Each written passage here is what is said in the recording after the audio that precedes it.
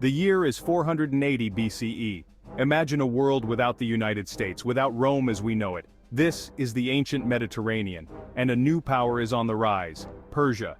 The Persian Empire, vast and hungry for conquest, has set its sights on the squabbling city-states of Greece. These Greeks, they're not a united country, more like rivals with a shared language and a pantheon of gods. Yet something unexpected is brewing. Faced with annihilation, these Greeks are choosing to band together against impossible odds. Prior to Salamis, the Persians had tasted victory at Thermopylae, a narrow pass where 300 Spartans, led by King Leonidas, made their legendary last stand. The Persian king, Xerxes, watched as his numerically superior forces overwhelmed the brave Spartans. This victory, however, was costly, and Xerxes was eager to crush the Greek resistance. He set his sights on Athens, the heart of Greek culture and defiance.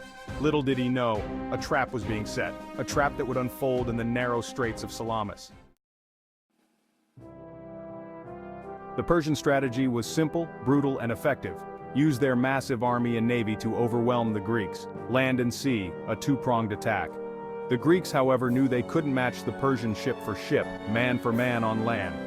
Their hope rested on a cunning naval strategy, luring the Persians into a confined space where numbers wouldn't guarantee victory.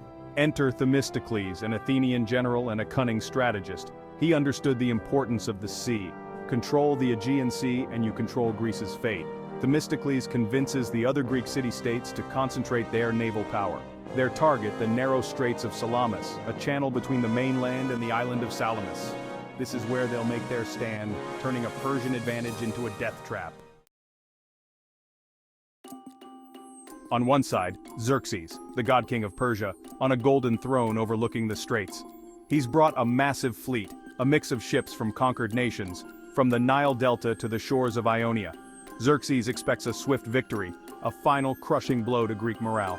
He believes his overwhelming numbers will be enough. On the other side we have Themistocles, not a king but a citizen general. He's a man of the people, cunning and willing to gamble everything on a risky plan. He knows he has to use every trick, every advantage. He even resorts to deception, sending a message to Xerxes, pretending to defect, and luring the Persian fleet further into the trap. Section 4. A sea of fire and fury. The battle commences. The sun rises over Salamis, casting long shadows on the water. Then it begins. Hundreds of ships, triremes, their oars churning the water into a froth, slam into each other. Bronze rams pierce wooden hulls. Arrows, javelins, and flaming projectiles fill the air, turning the sky black with smoke. The clash of metal, the screams of dying men, the roar of the sea itself. Salamis is a symphony of chaos and carnage. The Persians, however, find themselves cramped in the narrow strait. Their superior numbers become a liability. Ships collide, hindering each other's movements. The Greeks, with their heavier, more maneuverable triremes, exploit the situation. They ram, they board, they fight with the fury of men defending their homes and families. Section 5. Victory from the jaws of defeat, the aftermath. As the sun sets on that fateful day, the water of the strait runs red with blood. The Persian fleet is decimated, their dreams of conquest shattered against the rocks of Salamis. Xerxes, watching in horror from his golden throne, flees back to Persia. The Greeks, against all odds, have won. Salamis wasn't just a battle, it was a turning point. It marked the beginning of the end of the Persian invasion. The victory sent a powerful message that even the mightiest empires could be defeated by smaller, determined forces. Section 6. Echoes of Salamis. Lessons in courage and cunning. Salamis resonates through history. It's a testament to the human spirit, the willingness to fight for freedom even when faced with insurmountable odds. It teaches us that courage isn't the absence of fear, but the triumph over it. The lessons of Salamis are timeless.